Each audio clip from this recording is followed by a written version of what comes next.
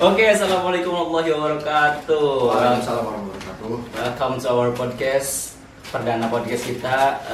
Kita namanya podcast apa ya? Fokus. Ya, oke, kita namanya podcast Fokus. Fokus adalah podcast Yakuza. Langsung saja, kita kedatangan salah satu tamu yang istimewa. Beliau ini adalah salah satu ketua umum dari salah satu organisasi terbesar di Indonesia dan tertua.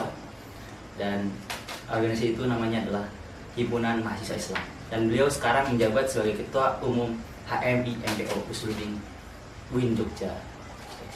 Kita langsung saja tanya ke beliau. Ya, Bung Akbar. Beliau sekretaris saya. Ya, jadi saya juga sekretaris dia gitu. Saya satu struktur lah ibaratnya. Ya.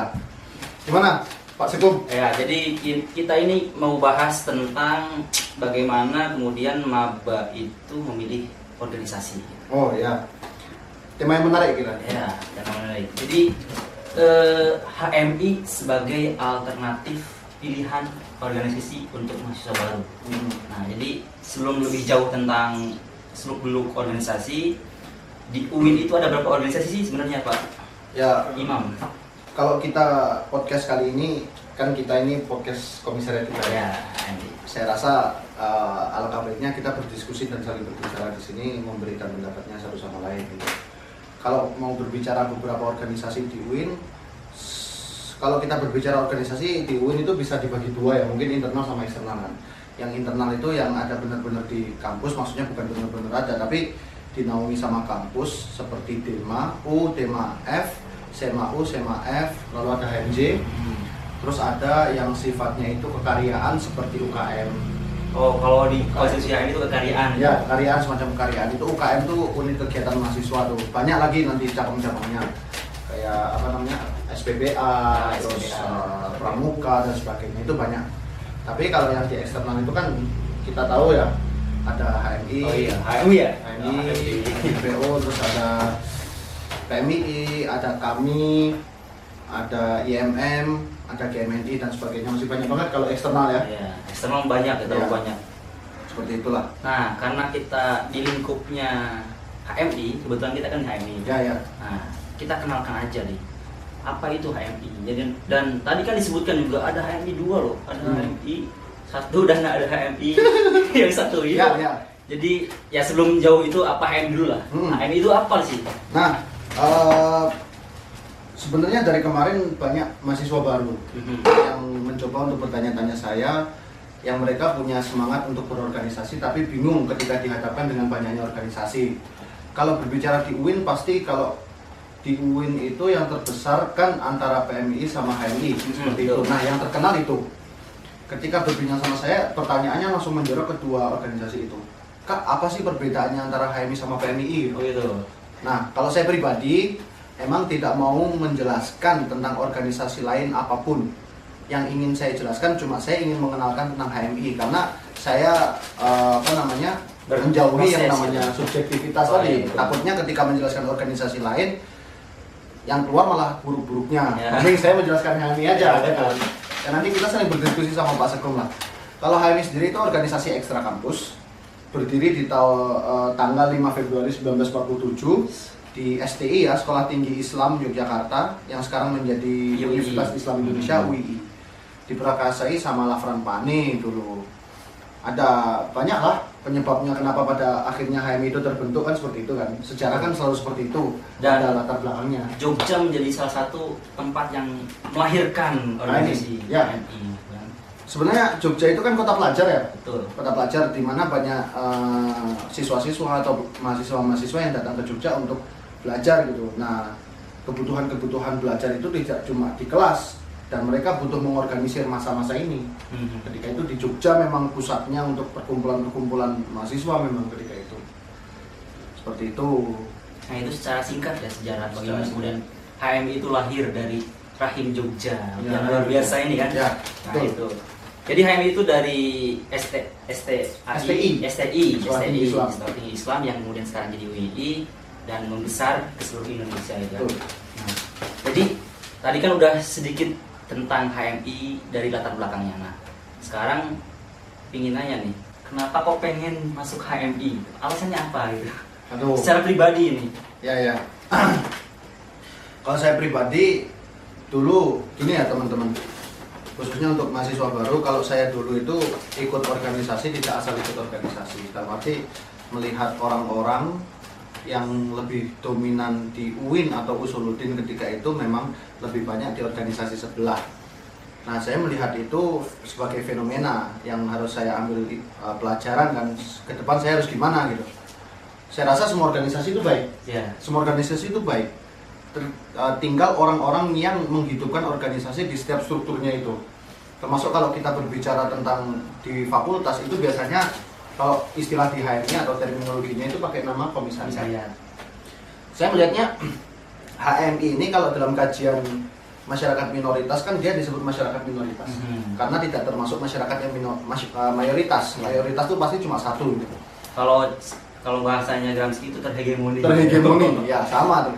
Nah seperti itu. Nah saya melihatnya pastikan secara kuantitas HMI ini tidak lebih banyak daripada yang lain. Ya, betul. Seperti itu. Nah saya mengambil pelajarannya seperti ini. Kalau orangnya tidak terlalu banyak, artinya proses kaderisasinya bisa matang. Itu satu. Karena orangnya tidak banyak. Pakai logika aja. Gitu. Berkualitas. Karena misalkan kita memegang 5 orang dengan memegang 10 orang ini hasilnya bakal beda. Ya. Secara kuantitas itu membentuk kualitas. Seperti itu. Yang kedua, karena kuantitas tadi, saya ingin membesarkan organisasi ini. Luar biasa ya. Iya, ini pribadi saya ya. Walaupun hingga hari ini belum terlihat dampaknya, tapi gini kawan-kawan. Tadi secara kualitas kaderisasi itu terasa. Pertama, yang kedua, saya akan selalu termotivasi atau terdorong untuk membesarkan ini. Sehingga saya pernah memikirkan tuh, jangan pernah bangga ketika teman-teman itu merasakan hasil keringat orang lain. Tapi berbanggalah ketika kita bisa menikmati hasil keringat kita sendiri. Artinya kalau kita ada di organisasi yang udah terlanjur besar ya kita biasa-biasa aja gitu. Tapi kalau saya yang berangkat dari organisasi yang kecil terus saya bisa membesarkan, nah itu satu prestasi tersendiri lah. Mungkin maksud kecil di sini itu kecil secara kuantitas di betul. Fakultas Usuluddin gitu ya. Ya. Tapi belum tentu di Indonesia karena Indonesia juga terbesar ya kan. Ya. Kalau berbicara HMI itu tujuan saya ya, tapi biar lebih banyak alasan-alasan dan juga pembicaraan kita di sini, kita tanya Pak Sugeng sendiri. Saya balik tanya nih. Ngopi dulu. Ngopi dulu ya. Duh, gelasnya ini unyu-unyu ya. Unyu-unyu lah, pink saya. Kita belum tanya Pak Sugeng nih, alasannya apa untuk masuk HMI? Mungkin bisa jadi pelajaran juga untuk bapak-bapak nih. Saya masuk HMI itu karena ingin meraih ridho Allah. Wus. Ya itu, tagline HMI banget lah untuk enggak gini. Mungkin secara historis saya kok nggak dapet si anjing. Saya sendiri pengen masuk HMI ini ya karena ada latar belakang historis dan psikologis itu. Pertama, kakak saya sendiri masuk HMI gitu kan. Jadi mungkin HMI itu sudah terkonstruksi di pikiran saya bahwa ya kalau kakak saya ikut HMI kenapa saya juga enggak ya. Gitu. Nah, pertama itu. Tapi permasalahannya ketika saya masuk ke Jogja gitu, kok ternyata ada 2 HMI itu. Oh ya. Nah, sedangkan kakak saya itu ini HMI yang sebelah sana gitu. Nah, karena itu jadi alasannya saya pengen masuk HMI seperti kakak saya kan, dan tapi saya pengen beda gitu. Jadi saya masuk ke HMI gitu. Alasannya itu, tapi alasan kedua ya mungkin karena pengen banyak jaringan dan pengen punya banyak teman juga gitu kan. Dan saya lihat di HMI itu kan karena tokoh-tokohnya yang lulusan dari HMI itu kan berpengaruh di Indonesia dan menjadi salah satu tokoh yang besar, dan saya ingin mengikuti jejak-jejak beliau yang sudah besar itu. Oh iya, betul. Dengan mengikuti berproses di HMI itu sendiri gitu. Jadi seperti itu Pak Imam. Wah, ini jadi ada diskursus tentang niatan seperti itu. Ya, memang banyak sih ya sebenarnya kalau kita mau berbicara tujuan itu teman-teman apa tujuannya itu banyak sekali. Ya yang kembali kalau misalkan setelah LK itu paling dikembalikan bagaimana kita berHMI itu mencari ridho Allah aja lah. Karena kalau kita pengennya dispesifikan ya dapatnya cuma itu aja. Tapi kalau ridho Allah kan nanti turunannya banyak kan seperti itu kan. Kalau ridho Allah itu udah paling tinggi ya. Paling tinggi lah seperti itu. Ya mungkin kalau kita masih mengharap surga dan takut neraka kayaknya ya. Ya Allah itu udah tingkatannya Gus Baha, Gus Baha, kan, Pak Quraish Shihab dan Wah, Nabi Umar dan lain sebagainya. waliullah. Kalau kita kerjaannya cuma ya jangan gitu. Iya, oke. Beribadah kepada Allah. Ya.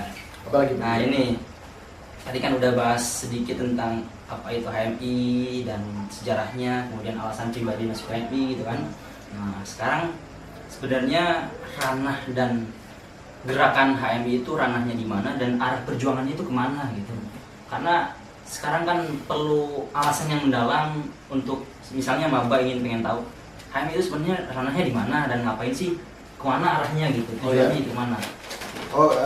Maaf ya tadi agak lupa, tapi saya pribadi dulu lah, mungkin nanti bisa di Jenderal Kadawat Komisariat ingin mengucapkan selamat datang dulu lah ya. Oh iya, betul. Selamat datang untuk mahasiswa baru UIN Sunan Kalijaga, khususnya Fakultas Usuluddin dan Pemikiran Islam tahun 2020 gitu.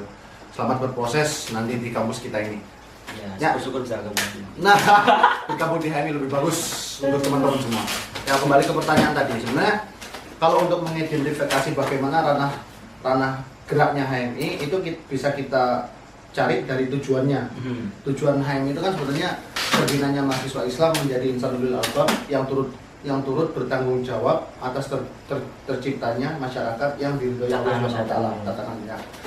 Nah, sebenarnya kalau dari tujuan itu bisa kita bagi dua frase yang sebenarnya ini menjadi landasan untuk pergerakan HMI ke depan. Yang satu adalah landasan tentang bagaimana HMI harus mengkader, proses kaderisasi untuk menjadi insanul albab, mahasiswa Islam menjadi insanul albab. Yang kedua adalah yang bertanggung jawab atas terciptanya tatanan masyarakat yang diridhoi oleh Allah Subhanahu wa taala. Kenapa harus mengkader dulu baru frasa perkaderan dulu baru frasa perjuangan? Karena sama kayak kita sekolah lah. Sebelum, kalau misalkan dalam jawaban-jawaban orang yang idealis, lalu kita berbicara bahwasanya sekolah hari ini itu kan menciptakan orang yang bekerja. Industrial. Ya. Nah, itu kan artinya sebelum kerja itu harus punya landasan-landasannya dulu. Ini HMI juga membawa hal yang seperti itu. Ilmunya dulu. Apa yang harus ditanamkan ideologisasi kepada kader, apa yang menjadi landasan umum itu harus dikader dulu selama menjadi kader. Kalau di konstitusi kan 12 tahun untuk menjadi kader. 12 tahun itu. 12 tahun. Setelah itu baru dia bisa berjuang. Tapi bagaimana kalau berjuang dulu baru di kader? Ini banyak kelemahan nanti. Nah, makanya kalau misalkan saya untuk ditanya perihal bagaimana HMI itu bergerak, saya rasa di dua hal, perkaderan dan perjuangan tadi ya. Artinya menciptakan kader-kader yang berkualitas dulu, baru yang terjun ke masyarakat. Jadi seperti itu. Karena ya ilmu amal tanpa ilmu juga. Nah, itu juga betul. Amal tanpa ilmu. Jadi mungkin dapat ditarik secara sederhana. Jadi kita membentuk individu, lalu ketika individu itu sudah berkualitas dan memang mumpuni secara ilmuwan dan pengetahuannya, lalu kemudian terjun masyarakat dan membentuk masyarakat gitu kan.